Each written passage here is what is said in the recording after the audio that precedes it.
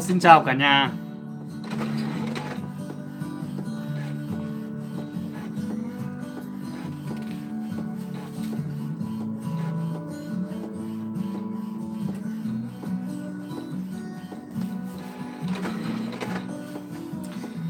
Khá lâu rồi không livestream nhỉ. Hôm nay ngồi livestream tí.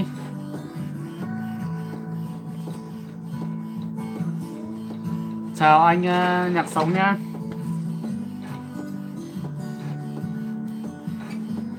Hôm nay ở nhà livestream làm việc.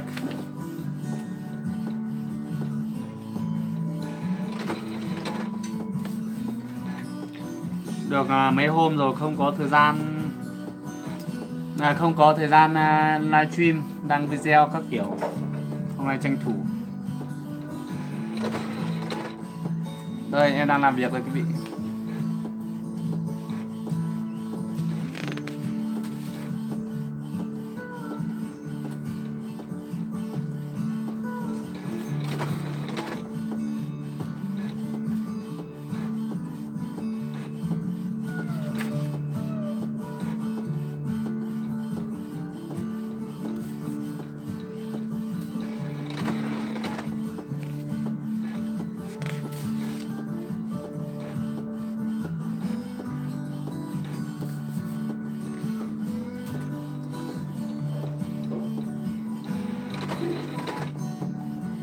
Đây.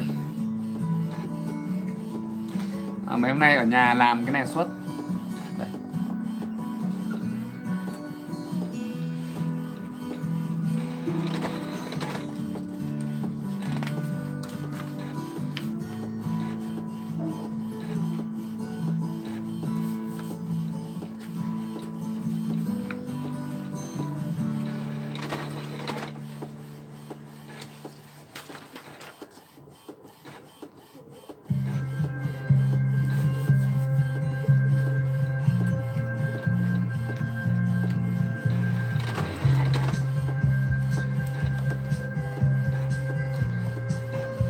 Phòng mưa mình mua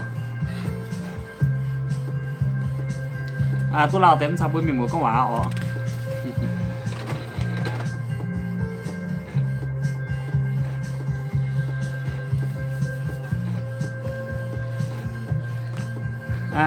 Thì y chiến hoài nó nặng lúc khủng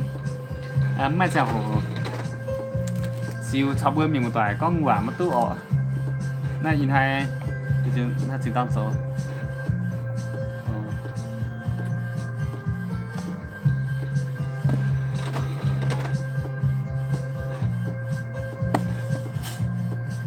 nên là nhìn hai số cũng thăm đi.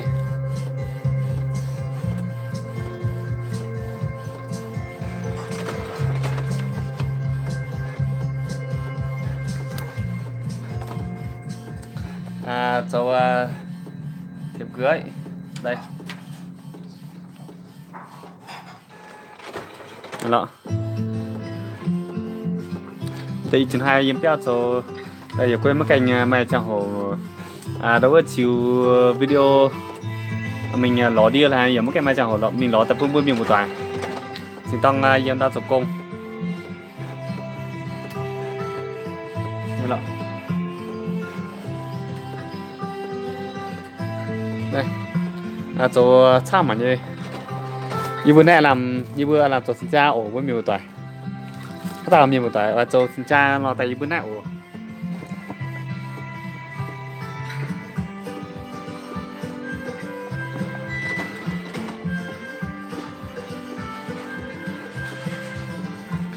bữa mình mới in hai mình ham tóm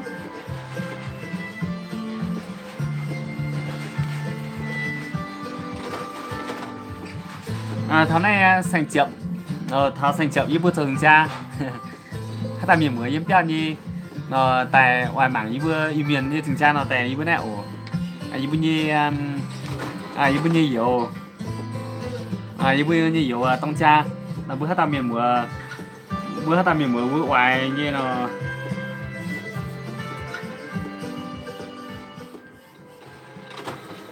bữa ta miền mới ngoài mảng thường cha là y chừng hai year chiều ta cũng bữa miền mới mảng hít chừng tông chỗ chơi này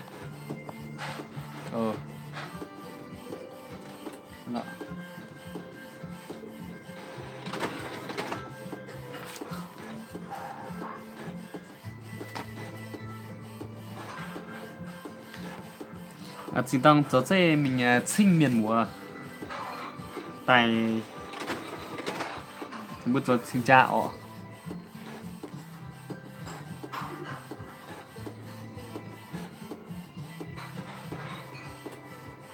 đó.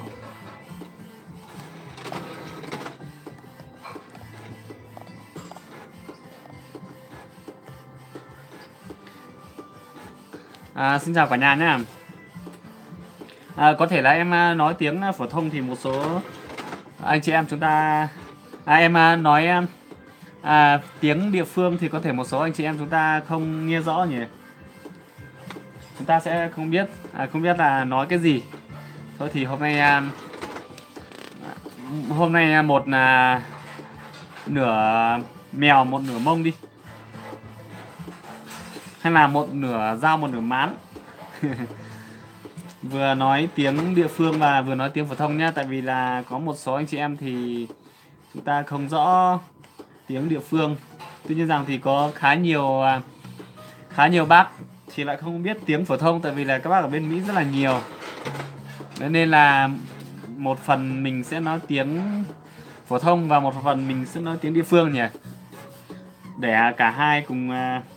nó coi như là mình là một cái cầu nối. Mình là một cái cầu nối để mà nối giữa nối từ tiếng địa phương sang tiếng phổ thông nhỉ. Hôm nay là em đang làm thiệp cưới. Đây. In hai yên trình tông chỗ này chơi để mình hiểu miền này như nhiều tìa như toàn tháng này sang triệu cho chính cha nó cho chơi tại mình sinh miền mùa mà thế ban miền mùa anh vừa này cái mày tên miền mùa nó vừa này cái như công xe cho hai nhung nó này như công xe cho ấn tệ.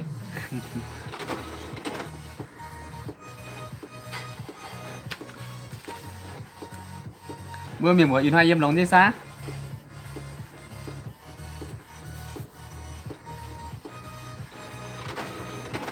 miền mùa tao mảng như bia vậy la ồ. Dép kha quá.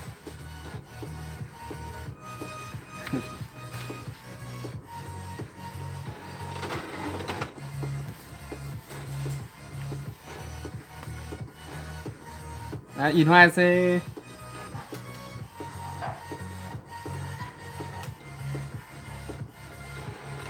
in hai cái như sang triệu mà ở bữa mình hai tấm in bữa nay sẽ thứ ba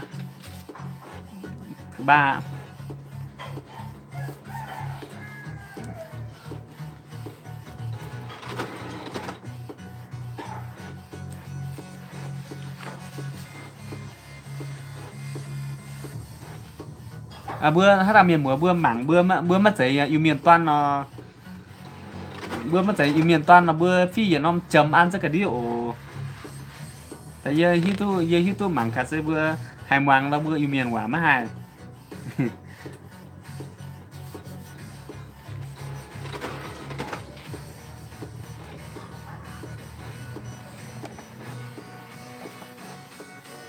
Này nọ Tành worm bỏ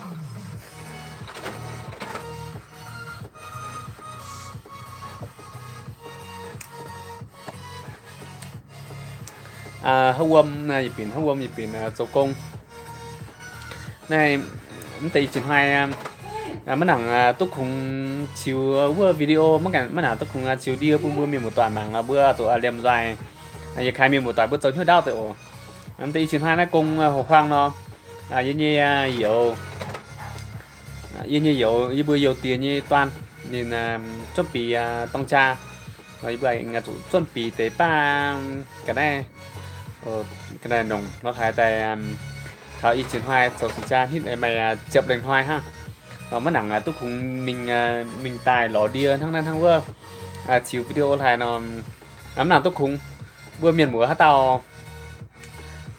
bữa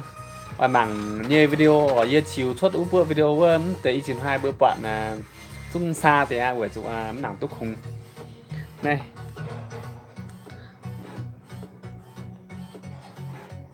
này lọ rồi bữa nay khai chỗ chơi chỗ chăm tự nhiên rồi anh ngắm nặng túc khung nom sẽ tao tại nó sẽ tao tại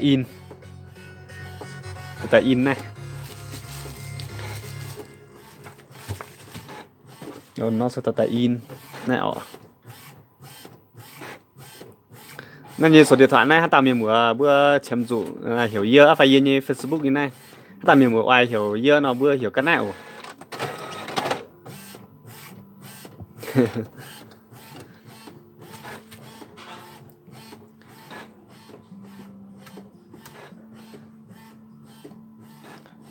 này bữa như giao xin học đấy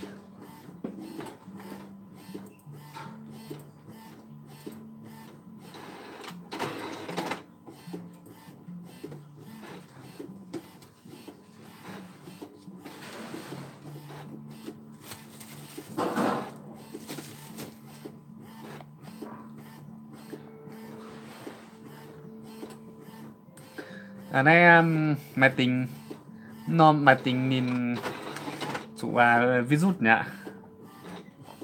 chủ virus mình mắc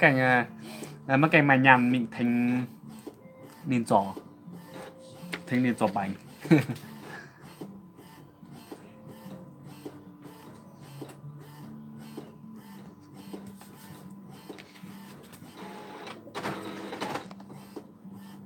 anh ai chỉ đến đâu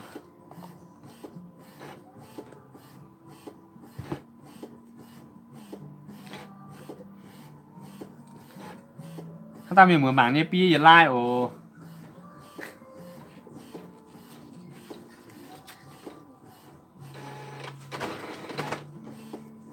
như ngoài bữa miền bữa xe tại đông cái đĩa mà nó rằng hiểu cho xe nó cái ngoài bữa miền bữa gì khai chia sẻ gì khai xe tại pun tham miền tây bằng pun tham miền tây biển này bữa điểm rồi bữa có quả ọ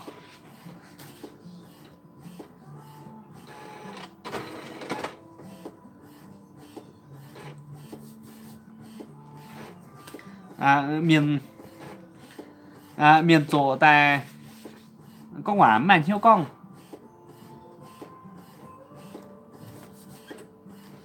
như ngoài bữa miền mở bữa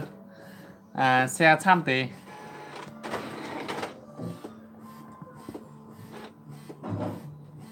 ngoài bữa miền mở bữa khai thành như chia sẻ tại pun bữa tham miền mở bữa tôi mảng ọ tôi mảng tôi quả tề này mình tạo tư hàng tầng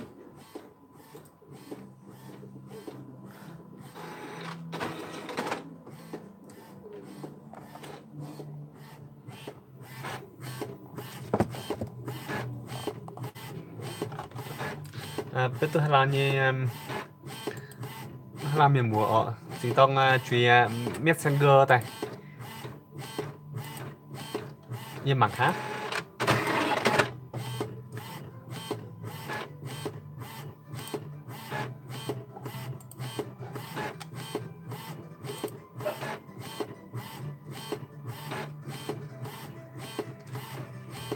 ồ chúng tao sẽ tề sai yếm hoa với yếm hoa Canada chỉต้องchỉ messenger tại thấy có hòa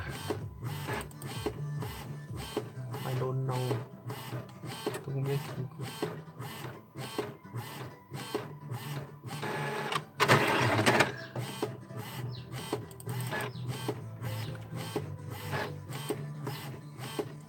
mất cảnh mà miền Sam biển nó bữa có quả giả tăng tôi làm thì tôi chiến hai bữa thay đêm dài miền bữa mà có quả ọ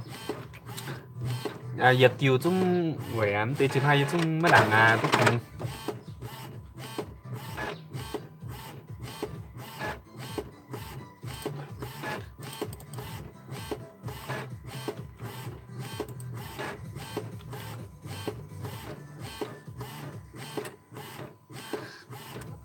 nơi tàu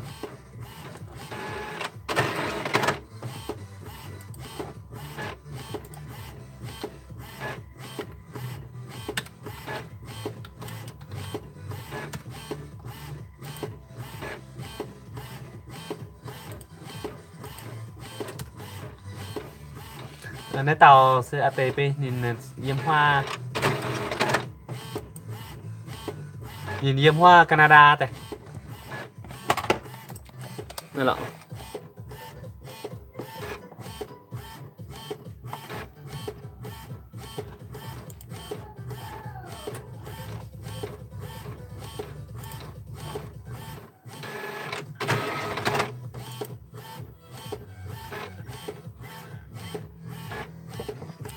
Nơi sẽ tàu sẽ yêu tàu sẽ yêu như miền sẽ toàn này lọ.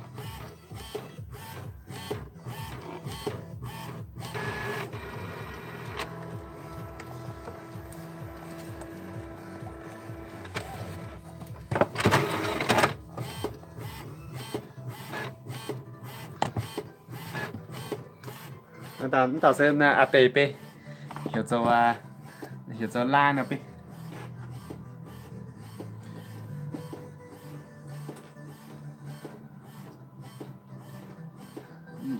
line yun pe line yun pe yếm hoa Canada con bằng hanom yên như hanom video này chung bảng như hanom video này chung bảng như chung bạn là bữa yêu số bữa video chung nhà như này yếm hoa Canada tại mà khá chẳng yêu tôi cùng thằng nhìn con quả yêu nhiều mấy tôi thăm để hoa bữa hoa nhiều quân như rằng họ hoa nhiều quân như rằng như giống như tôi thăm như tôi nó ba rồi ba con tấn làm gì nó thầy quân là gì mà tại chung nhiều con tấn chung gì như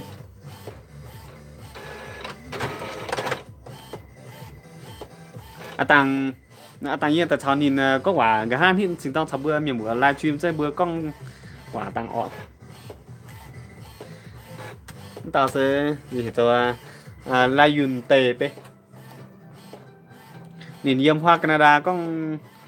bữa chỗ video yếm bữa nay Việt Nam họ nay Việt Nam như tòng giờ ba nên năm chào hồ mà tao tệ mảng như phải mấy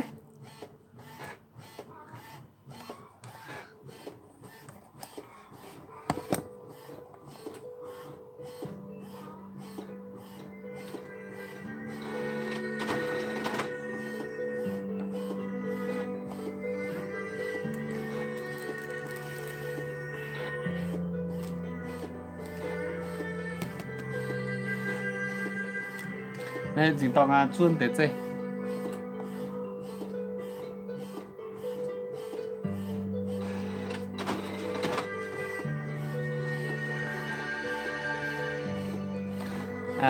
chuôn để chơi là sẽ tăng sẽ bữa nét chơi này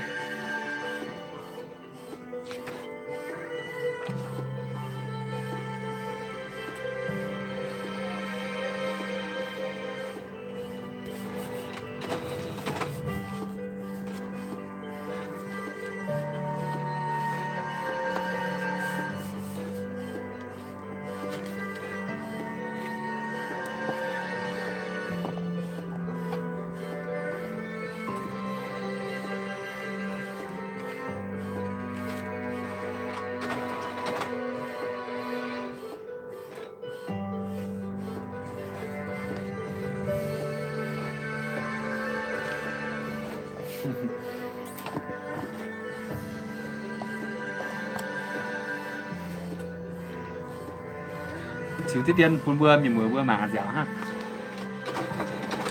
chỉ tông dầu điện chín lệnh khoai con chung hít chung cháu tôi nhịp buồn ạ cháu tôi phải bẹ lệnh khoai này tế lọ tế xem mày nhiệt bẹ khoai cho tôi tập y tập pua tập p tập cái mán tê sau hít chỉ tông in chứ này mà tính sẽ tại bữa hoàng dung bằng cái co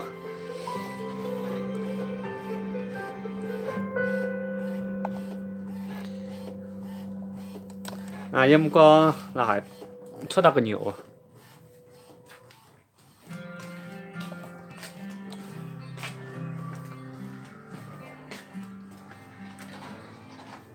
Ô, in hai lùng làm từ đúng ạ. Đấy, gà gang mà nó bột tròn.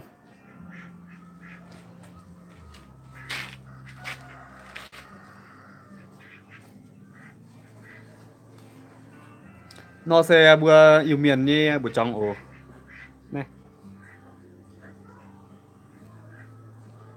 Tế sẽ đìa piang. Em tế sẽ đìa hoàn ọ. Tế đìa hoàn em sau tế nè sẽ bữa hiểu cho làng căng. Nó nè bữa càn cho đây. Dọc béo à. Đấy, 2 phút mình mới béo à.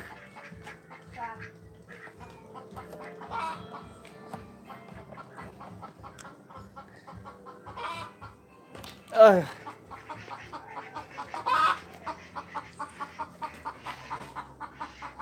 Pun bơi mình mùa mảng cái tiền như bữa nay ở tốt lào thì tốt lào thì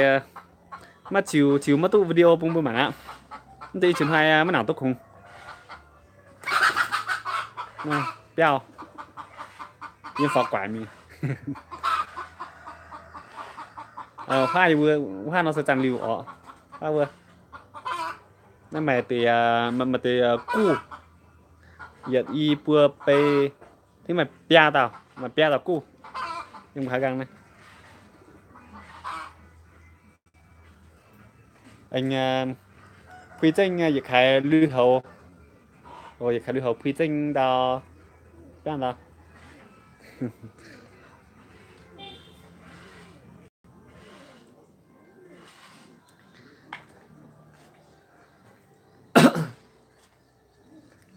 nó tạm như mưa mảng này là bây giờ lại ồ nhìn hai lùng thóng thế đó cái gì như bữa nhì bèo thân đó tế sẽ anh thấy bữa mảng tế sẽ nọ tế này như bữa hiểu dầu backup bữa đây đó nó sẽ miền muối nhấp béo đào gần thân miền muối béo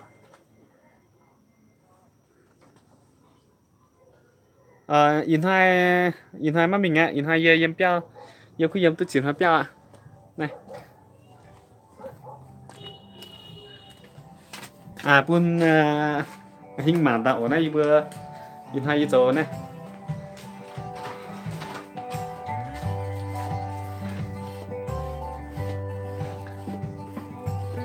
này in hai yếm béo chỗ này ổ yêu có chỗ tôi chuyển hóa của chỗ tế công tại mình chỗ mà tu hay nào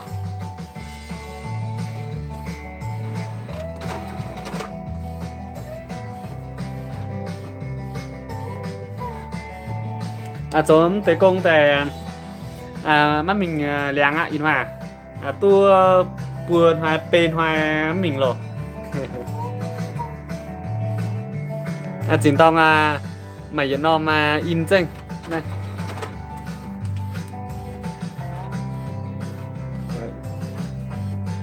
in chân ấm canh có tổ trắng rồi thì mày nào này vừa mình vừa mặn như như tổng thể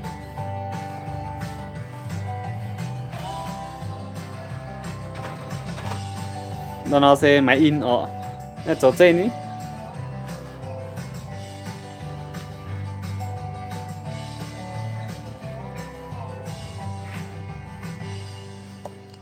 mà y tờ biểu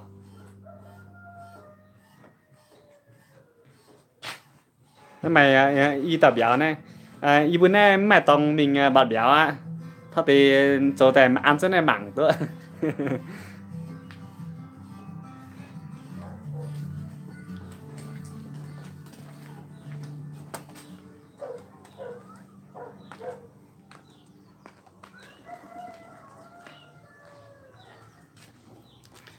ở trong con có một cái trắng ổ anh phán đau tay nó dùng như bây nhiêu bia cào như bây nhiêu nó bơm bơm mảng ổ này dùng sẽ biểu như dùng chiếu sao mà ổ tuần thang nhìn xuất bảng như dùng chiếu bơm bơm mảng thì này bữa hai ta miền bữa bữa oai nhắn tới bia cào tại bữa nay ổ tại bữa nay bữa cái tập bữa nhản mà thăm nay bữa mà nhản á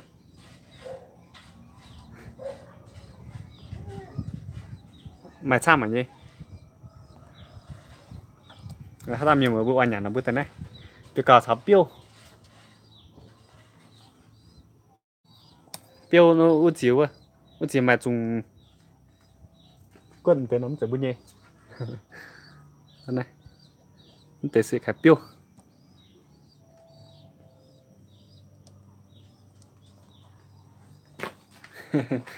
mà ăn thăm nó chỗ hai từ trang bữa à chủ nông sẽ chủ châu này bây giờ biểu này ồ biểu nó quản này nọ ta mình một anh nhận biểu sẽแต่เราở đây chịu bơm bơm mà nên nọแต่bây giờ cho hiểu cho lý tòng đây hiểu cho lý tòng in hàng họ kít tự nhiên in hàng kít tí tiền nhỉ này bây giờ lùng này in hai chỉ chia nọ nhìn hai cái tàng nhìn hai chia han rồi bắt gì chung hoa từ bình nữa chỉ tao chắc chắn con thảo luôn chưa rồi bắt giờ mất từ bình bên nó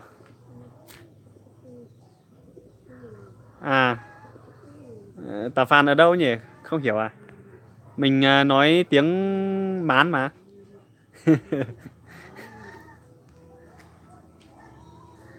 như chúng tao con vừa im miền quả nha anh tao tà phàn sẽ vừa im miền vào mất giải pháp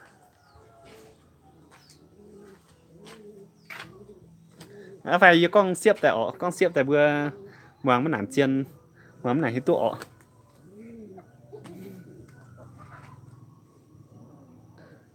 như bạn nó có nhung nó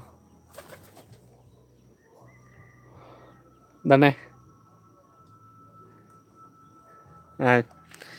che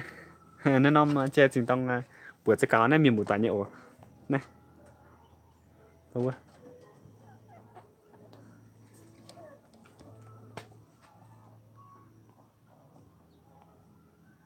này chào vào nhá lâu lắm không livestream rồi không ra video cho mọi người xem hôm nay tiện thể ở nhà livestream tí cho anh em xem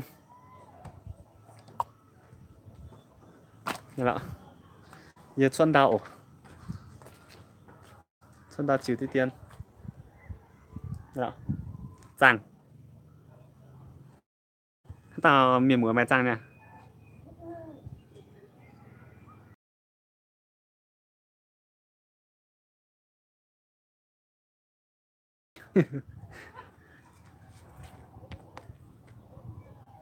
đây như bên lặng trong rủi miền mùa nhếp béo nhếp cô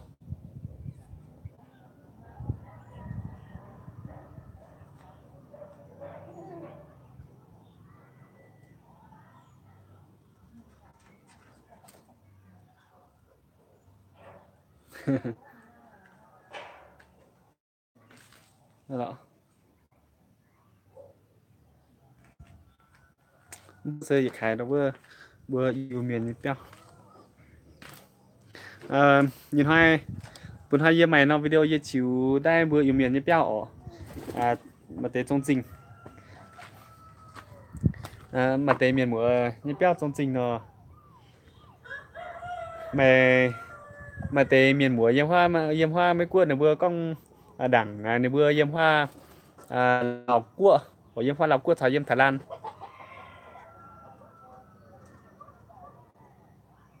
mình ở nhà mà mà tại miền muối nhưng hoa Thái Lan hay này vừa thì chả này vừa nó vừa số hoa nhiều của mình có chả này vừa như béo này vừa bẻ tạn ờ ờ, này vừa bạn này như chiếu này ở chiếu này đâu vừa im miền như béo ở vừa im miền như béo nó chỉnh béo nó thấy nó vừa mà tên nó vừa con nó vừa ngoài mảng nó vừa bạn là con mảng như chiều tại bún nó vừa trang trụ tháo ư chản nó vừa yếm ư chản nó vừa lùn luôn nó vừa yếm vừa lọc cua vừa yếm đâu có thể cua vừa nó vừa quên nó tệ nó có là ít chản nó vừa chìm hoa mình khá tu chiều này hoa đâu có nhiều cua mình tu hiện ô in hai từ biểu ạ mà tên nó có tu lào hả mà bạn đó vừa yêu miền mà bạn vừa yêu miền béo trông trình nó thấy ạ rồi bộ mảng này nhìn hoa bún hoa như chung lào ạ như chung chiều tu hiện nó video bún như chung chiều hiện nó video tòa thảo bún nhây miền béo bữa trong trình phải từ đó thăng thăng quay chung chiều nhã quân này bữa rồi ba mà tề miền muộn này bữa mất cảnh bạn này bữa chắc chắn bịa đảng bịa cái ha đây bịa cái ha mảng như video tại này bữa mất cảnh bạn ở thì y chiến hoa giờ sẽ lành giờ chiều chiều nom bữa yêu miền như béo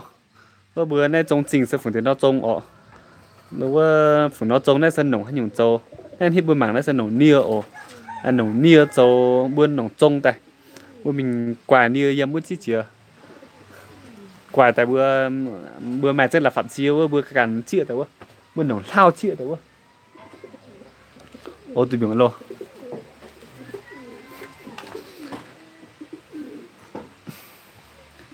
nồng thao chia tại bữa tao tại quả nia tại ăn thế này ở tế y chín hai yêu trở lành chiều y chín hai yêu trở lành chiều nó video tại con truy thảo bún bữa miền bữa tỏi tạo mảng nó bữa mảng bộ bữa hít tụ bữa yêu miền bữa yêu miền như tòng bữa yêu miền của nó hiu số điện thoại mình có ghim ở trong số điện thoại mình có ghim ở trong ấy nhá mình có ghim ở trong cái trang yêu miền kênh yêu miền này ở trong đấy nó có số điện thoại còn bây giờ thì mình đang nói chuyện tí nhé và tham khảo in hai vừa này vừa từ biểu nhưng mà bạn Đức Triệu là ở đâu nhỉ tí nữa mình sẽ gửi cho bạn nhé bạn ơi này chỉ tông từ biểu thô rồi ở trang con thảo mắt từ biểu quân hít của anh từ biểu thô rồi ạ này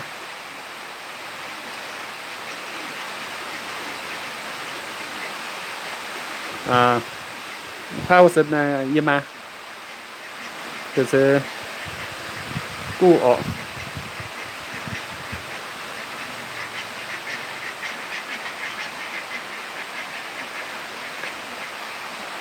ta mình muốn mảng như đâu mà nó like nó vừa bớt gì like bún giờ giờ nó like mà triệu ta mảng của mày y tàu like ha mà y tàu like tại sao bữa mình muốn công quả chúng hiếu mà nặng com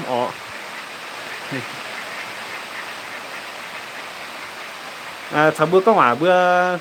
ngoài p nó quản bữa kalau ta mình muốn mảng nên là bây giờ like tại giờ mày hiếu đau thì sao bữa mình muốn công quả như là chỉ tăng từ dùng này tùy tàng ha đó này tổng tàu pháo bữa cứ con giả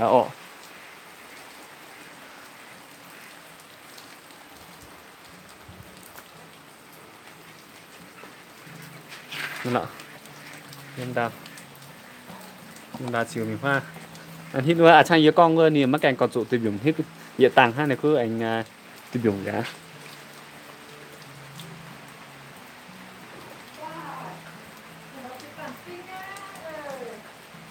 ở Đắk Lắk nhiều người Dao lắm nhỉ mình xin chào Nái xe trao là ở đâu nhỉ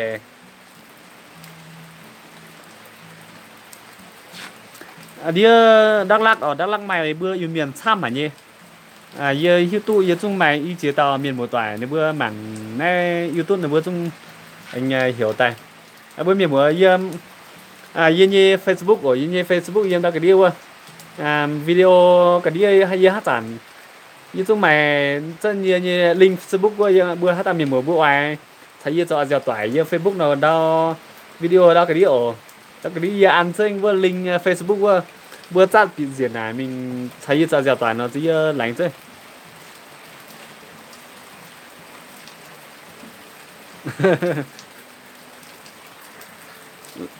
lãnh sinh ở USA lãnh sinh tham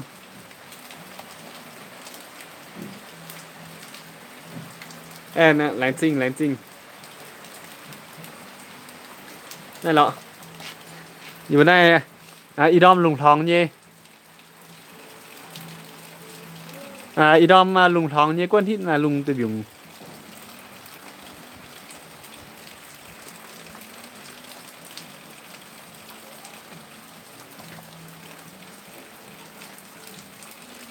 chính tông con thảo ở chính tông con thảo bữa hát tàu miền mùa bữa ngoài thấy châu giờ tỏi như ở giờ mua Facebook nó đào video đào cái đi ở nên đào cái đi này nhìn giờ ăn xem bữa link Facebook ở link Facebook bữa hát tàu miền mùa bữa ngoài thấy giờ tỏi nó bữa chắc gì đào bữa nó mà link Facebook bữa giờ ăn xem đào cái đi mình thấy giờ tỏi ở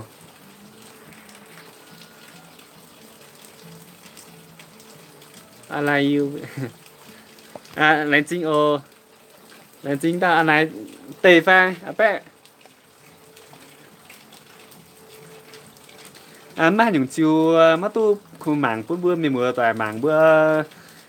trốn theo đau tại ổ tây chín hai mấy nặng tu khung anh y chín hai bữa trốn sinh trang là yên tại anh chiều bữa mình mưa hát tàu bữa ngoài mảng như bữa Việt Nam yêu miền yếm nay trốn sinh trang như cổng cao nó y chín hai tại anh chiều tập bữa miền một mảng ọ không có nhiều ai bữa miền bữa thấy like tham tế đặc cái điểm mà nó mà chia sẻ quá mà nó share quá thấy share tham tế là bữa miền bữa mảng tham tế biệt tại sao có quả ọ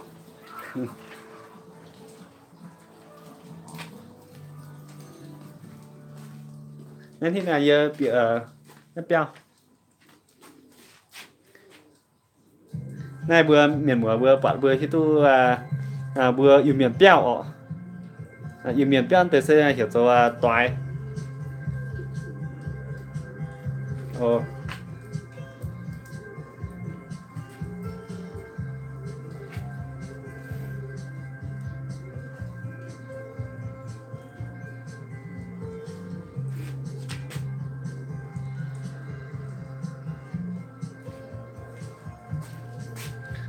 nó tới xinแต่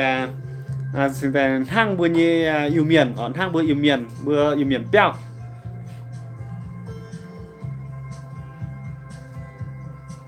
nó tới sẽ toài bên tôi bữa miền một tuần toài bữa như tập trung ý giản bữa can bữa như lấy can ở như bữa nay bữa chụp can sẽ xin hàng phải chụp xin cha mày dùng bữa chụp về phía toài sản phẩm này toài bữa chứ sang hàng hiện hàng bữa phi dùng tại bữa nên rất béo sang thì bữa chip khe chip mà phụ chip lộ tại họ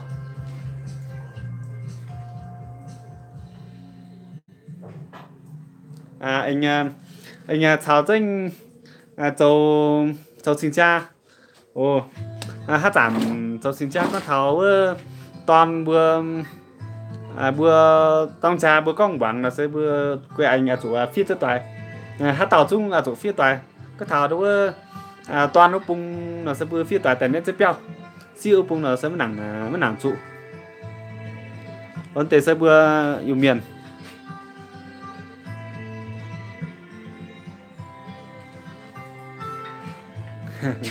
yêu miền phàng như này đó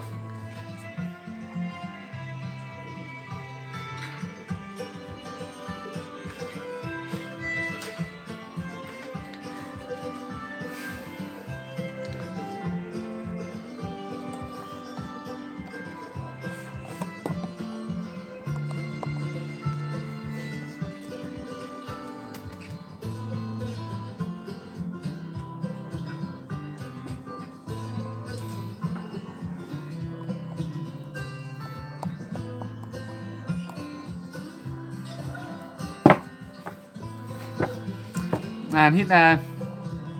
thao chẳng hổ giết cho công ạ.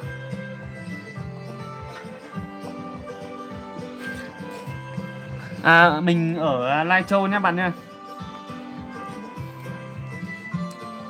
Mình ở Lai Châu ở trên vùng Tây Bắc ấy. Lai Châu xa xôi.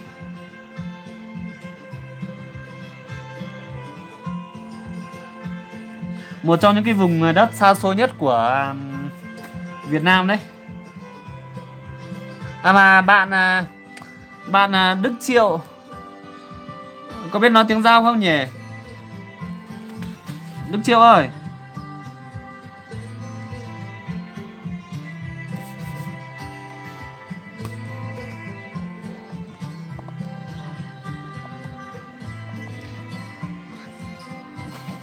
Đức Triệu Hải Công bữa yêu miền quả nha.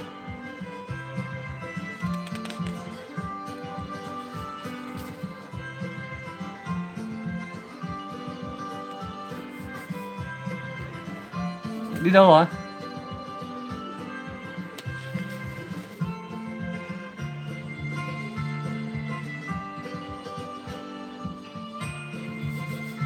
Yêu hỏng mà cảnh con ngọ.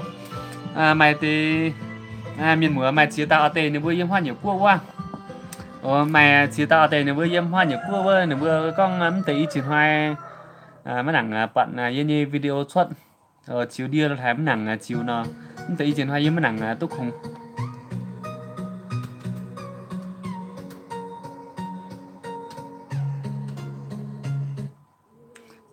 Tí chỉ hoa mấy nặng túc không nó bữa miền mùa bữa trâu như đau tiểu chỉ tạo tiền thấy bữa khai nó trâu như đau tiền y chỉ hoa yếm trâu chẳng tê công lọ y triển hoa trâu trắng là tại anh mà chẳng hổ chiêu tu chăm tới tại phong bươi khả năng ra miền bữa bữa mặc bữa hít tu ỏ tới triển hoa này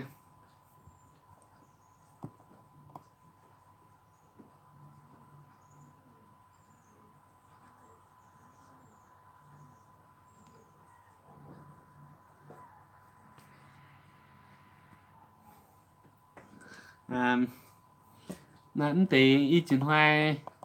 mới nào tu khung ổn hăng chính cho con công chăm hải cao bằng xong là Cao bằng xong lại chuyển xuống Đắk Lắk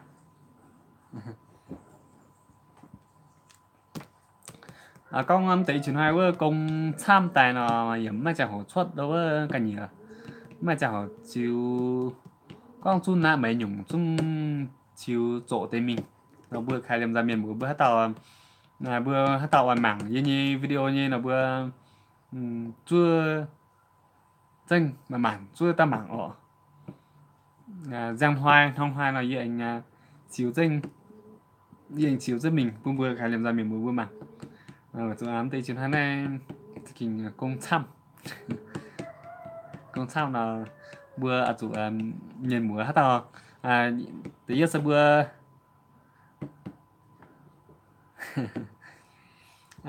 tí nhất sẽ bữa miền mùa bữa yếm hoa tham quần ở bữa mày chỉ tạo ở tới bữa yếm hoa nhiều cua hoa chung bữa miền cổ miền chỉ kinh hải oai mảng như video như chung hải quyền hê như anh hải oai lãnh trình có mấy bữa tham hải oai lãnh trình bữa miền mùa chỉ tạo miền mùa yếm hoa nhiều cua hải mình sáu trong bữa yếm Việt Nam hoa Canada hoa Thái Lan hiểu yếm hoa Pháp Quốc mày tham hả nhỉ mày chỉ tạo miền mùa nó bữa hiểu tiền tại sao này nếu bữa hiểu tiền nếu bữa hiểu căn bữa Messenger hiểu tại sao bữa con hòa tham hải con anh tới ba miền mùa tòng tàu bữa nhi chẳng hổ mất toài bữa nhi chẳng hổ mất nặng toài tại mà đến ham hít này bữa này sẽ nom chẳng hổ sẽ hiện nom chẳng hổ biến hiện nom chẳng hổ biến yếm lùng hoai chản ở lùng đom chản hiện nom chẳng hổ biến ánh hoa bừa như ta bê hoa bừa nhiều cua nào mày nom ba tòng nhiều anh đùa nom chẳng hổ lùng buồn chản á có em mày nom chẳng hổ anh xỉa nom biến chẳng hổ mà nom tòng anh cu nom biến chẳng hổ ồ vậy chú chẳng hổ anh ngắm nàng toài làn nhiệt tàu yếm nhiệt tàu như tập bung bưa như chẳng hổ mà nàng toài tại sẽ được quay anh phải khác bữa con quả nó thấy phải khác mà thì giờ ba mày bữa hiểu tài là với anh bữa con nhạ mày bữa như lùn hoa chản nhưng mày bữa như nhiều cua như tòng là như bữa này anh lùn bận chản như bữa con nhạ mày bữa hiểu tài là với anh mua mắt hải nó thấy ồ mắt hải nó anh với anh chỉ xin tài lùn đom chản bọn đó mày bữa hiểu liu với ai hiểu mình nó còn anh tham anh hít nó mày bữa anh với hoa y bữa này lùn đom như bữa chỉ xin tài nó mày bữa hoa mày bữa anh bữa giòm nhạ ồ lúc anh bữa giòm nhà nó với anh hải ngoài nhau thằng mày bữa ở ngoài nhau thằng mày bữa nó sẽ chúng nó tới có ngoài chăm nhé quen chung ấy mày chăm miền mùa mùa hiểu tài có gì anh mắm tụ có anh hiểu là tụi mình nó bữa hát tao miền mùa bữa hát tao miền mùa ở bữa hiểu dơ bữa hiểu dơ dơ anh mắm mắt tụ nó bữa liềm dài bữa miền mùa sống theo đó thì hiện tại anh bữa hiểu chỉ ở bốn bữa khai miền mùa trăm tuần bữa miền mùa bữa hiểu tại bây giờ yên mà hải nó thì anh can sinh bữa chẳng hỏi anh hiểu bốn bữa miền mùa nè thì chuyển hai sân hotel ồ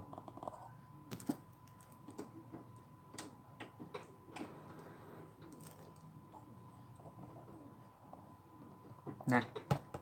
chỗ này lọ để thoát anh này ồ anh cháu danh miền mùa ở mày tế mày tế miền mùa quá nếu vậy anh là ca vì béo chỗ hát nhung công bữa sẽ chỗ hát nhung công nè chỗ hùng cha công phe chỗ hùng cha công phe chỗ miền màn như bà công bữa miền bữa đảng như chúng mình chỗ hùng cha công ở mình chỗ tu in hàng chỗ tu in hàng nói là mình gieo sâu như công sẽ mình gieo sâu đó mình chỗ tự in hàng liều nó bữa buôn nhàn chỗ nó giống cao buôn nồng nhàn chỗ cũng cao buôn nồng nó bữa năm năm thì nó chơi dữ liệu nó bữa chăng cao nhàn giò mất họ mất cao nhàn hay mất cao nhàn nó bữa thăm tài thăm tài nó bữa hiểu nó bữa mình ạ bữa bài chỗ nó bữa bài xuất cảnh nhiều tại chỗ thì nó chung chung chỗ cả nhà nó bữa mình chỗ linh chỗ linh nó sẽ cả nhà lại anh cháu sinh tế này cái thảo bữa tao miền mùa bữa bạn nó video nhiều bữa bạn video như bữa bữa sẽ thanh niên ở chính tông hát tao mắc cảnh trường cha mắc cảnh con bảo mắc cảnh bữa ở chỗ chơi nó bữa cũng hiểu chưa này chỗ chơi hát tao ở chỗ chơi như nó sẽ bữa hiểu chưa như thành chỗ nông sản ham nông chè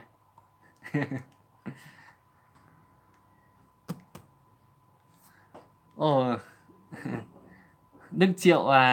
diễn đi Đắk Lắk Lào á sau một tài con quả mất chàng mảng Đức Triệu như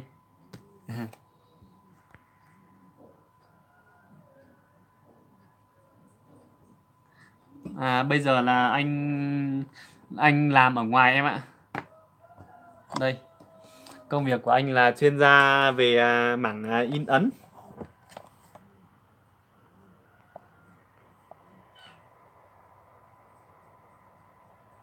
Đó, thiệp cưới. Đây.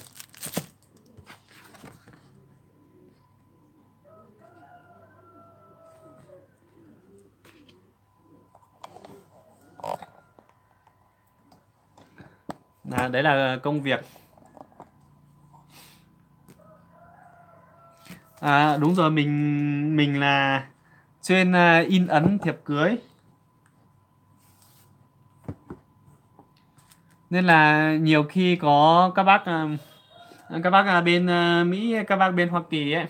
và có nhiều bác ở bên Canada nữa, hỏi mình làm nghề gì kiếm ra tiền, mình cũng ngại.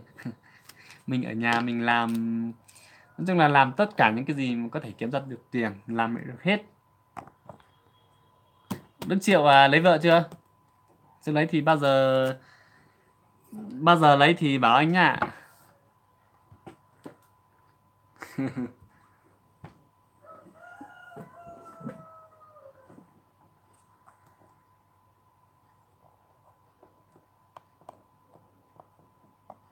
Đây.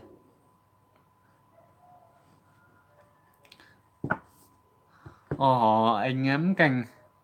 20 năm rồi. Hít ạ. Đức Triệu tu mà bị chiến thắng không chẳng nải ba Đức Triệu cho như có lò cho như có toan bò.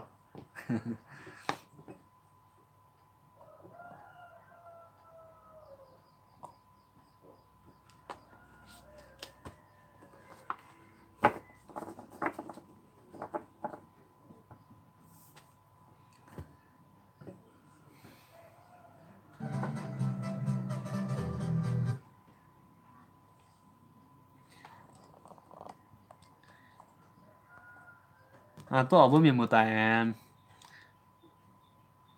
ba bên miền một tại mai tao có hỏa pe mai tao có hỏa là à, khi nào ạ? Khi nào nó mà livestream này giờ anh giàu tăng tới chơi ạ.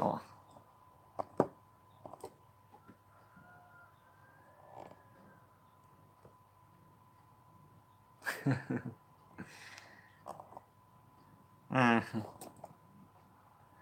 có vợ rồi à?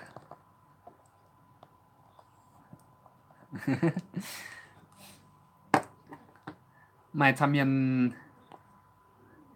miền mở bữa chung đâu bữa chung tao cha nào.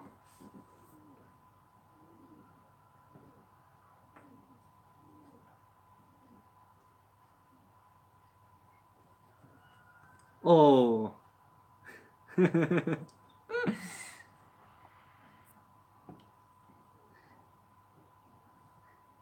Thế cứ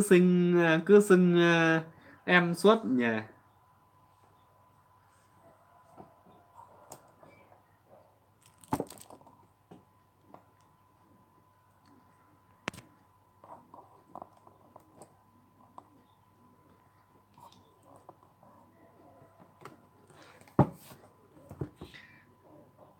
Mai ta miền mưa có quản nó dê yên chỗ chơi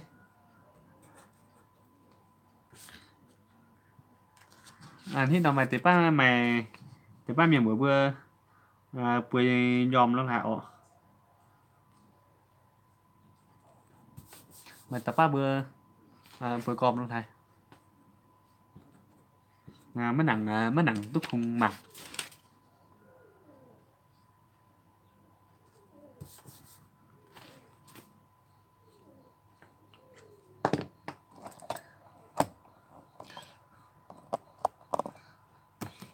lại sinh bữa miền mưa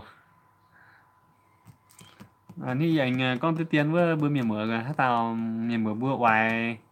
bữa ủng hộ yên cái kênh YouTube nó bữa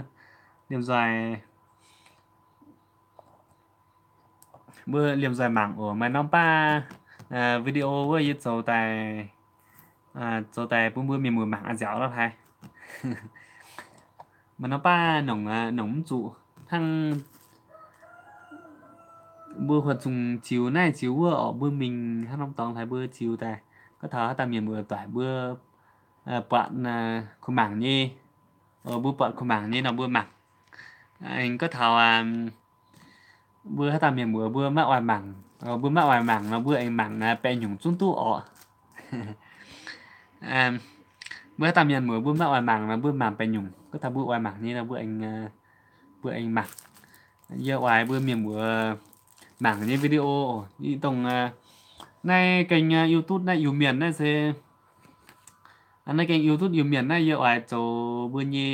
bữa yêu miền như quần hoa ở với chủ bữa nay yếm này nó mà xì cái này yếm mà kèm bạn hát tàu miền ở bữa chiều tụ bữa yêu miền như cổng cao thăm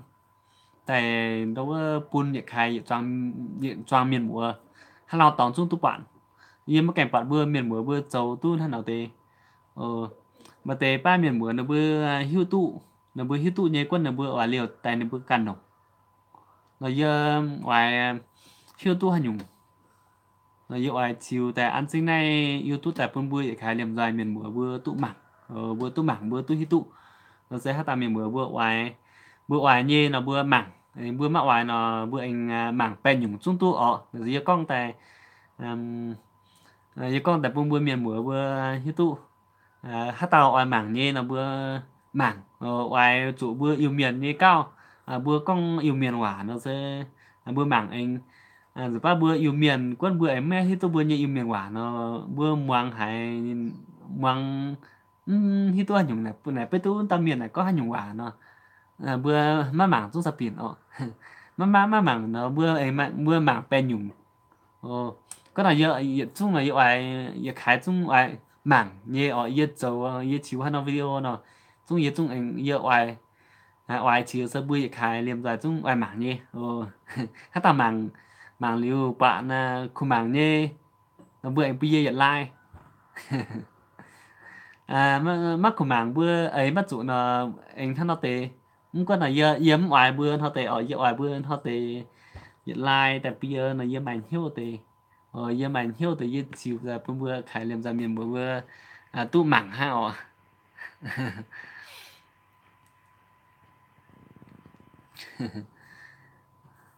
lãnh sinh bữa khải miền bữa thăm anh thọ in hoài nó này tôi hiện y buồn hoài tôi buồn hoài bên hoài rồi bên hoài là yếm mắc cảnh yếm mắt nào tôi không mắt nào mày chào hồ nó chiếu mắt nào tôi video thăm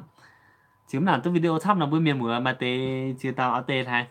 để bữa này có thay như con bữa yếm hoa nó bữa nhiều quốc yếm hoa Canada này nó bữa để bữa mắt bạn như video là bữa hiểu tập bây giờ để bữa thấy giờ giờ giờ tỏi yếm đâu đó video đó cái đi ăn chơi link Facebook bữa ta mình bữa thấy giờ giờ tỏi là yếm đó cái đi Facebook mà nhỉ non té chia tao tên bữa mắt bạn video nó điều nó bữa chẳng hiểu tại như bữa bằng kháng tí trên hai như cho mình hái ở tại trên hai mình hái mày hân mà hân mày hân như sám yếm bạn mày như video cho nạ với tôi mày mình hai năm tòng nè như chung lại trình bữa tế chiều tao tế bữa chung tham giờ anh hiểu tại bây giờ như chung lại trình bữa tham hả nhỉ nó chia liu in hoài buôn hoài như cháu sất yên tế công mình này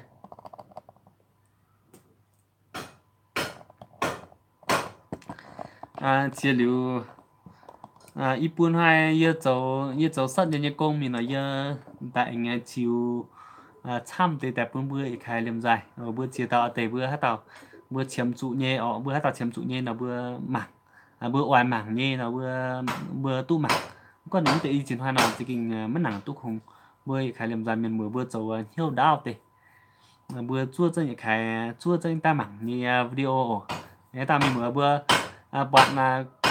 thảo hai năm video như cháu tại ở bữa yêu miền như cao công hay là như cháu tại bữa nông tu trụ nó đau cái đi mà năm rằng bữa ở em đau đau mà năm rằng hiểu cháu chia sẻ hiểu cháu xe nào bữa bữa ta miền mùa bữa bạn như cháu tại nông tu trụ nó bữa thành như xe tại anh bún nhiệt khai tham miền mùa như ở bữa khai miền mùa có thảo bữa tu mảng liu tập bây như cháu Ye cháu bữa video cháu chính cha cháu chính cha nó có thảo bữa như tết bung bữa cháu chính cha anh cái cảnh những mắt toài như bữa nó bung mắt hang như bữa nó bung nó ở hiện ngoài bữa khai bữa xe tại bún tham miền tây yếm mà bữa như tết bung ở hiếu tụ xe nẻ hoa Việt Nam như miền mùa ở yêu miền cháu chính cha sến tháng bữa nào ở bún tham miền tây hiếu tụ bún tham miền tây bạn mà như ngoài bữa khai yêu miền他到中他老得哦，为外不下的，人家朝政的不一走不厉害，走厉那买收哦，那不呢，人朝政那不internet 还能买参他弄当不 YouTube nói giờ YouTube nói giờ ngoài chiếu giờ ngoài con tại giờ ngoài con phía đây đâu YouTube tại bung bự khai ra miền mùa mảng các thá ta bữa chiếm chủ nhé bữa chiếm chủ tổng này tới đi ở nó bữa bữa ba bữa nhé tòng bữa nhé tập bung bữa mài bữa ba bữa nhé tập bung bữa mài nhé nó bữa càng mình kết tại chỗ đi nhìn chung hơn hả nó bữa yếm chủ đất nhàn em bướm chủ nhàn đó ít xanh đi ở ít xanh đi mà tê nhàn chung nhỏ quân mà tê chăm buồn nó bữa nhàn lừa ý hang thà bữa nhé buồn xin chăm nên nông nông xiếp nên quân nên nông ấy nông mà tăng quan nó này chung mày chăm như chiếu bữa điểm miên nó bữa hai ta miền mùa có thảo bữa bạn nhé bữa chỉ kinh bạn này tông này tiêu đia này nó tút trụ nó bữa dịch hái anh bữa tôi liều tại bữa cái cản bữa bạn như là bữa tôi liều bữa cản nó bữa ngoài hát tàu bạn như nó bữa dạo ngoài bữa khán chắc đó nó mà xe ở đâu mà nó rằng thì tôi xe thì tôi chia sẻ quá bữa xe tại bún nhiệt toàn miền mùa yếm bữa như tại bún bữa tốt bạn bạn liều nó rồi ba ở tại thằng bữa xe bữa được bữa mảng liều bữa như tống mảng tiểu điêu quân được bữa như tập bún được bữa mảng với tiểu điêu nó rồi ba bữa hát chẳng bữa chém trụ tống tiểu điêu bữa như tống mảng quân được bữa như tống anh mảng như nào bữa anh bữa anh khiêu tụ tuần tiểu đi sẽ nên sẽ nồng số hắn nhung đi lãnh trình miền mùa nó tới đây chào bữa miền mùa buôn nó tới con tới tiền hỏa tuận thì chung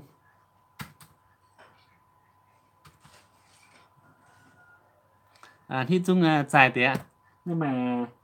mà chia tàu miền mùa nó vừa hiểu tại bây giờ đây là chỉ tao miền muốn nó vừa hiểu tại bây giờ tại giờ xem mảng ha anh chọn vừa con tàu hỏa nếu là giờ anh trốn tê chơi cho chàng nó sẽ hát giản nhiên tại anh chiều bung bữa miền mùa bữa mảng lãnh trình bữa miền mùa tỏi thăm vàng bữa miền mùa em tình nhìn đau video bye bye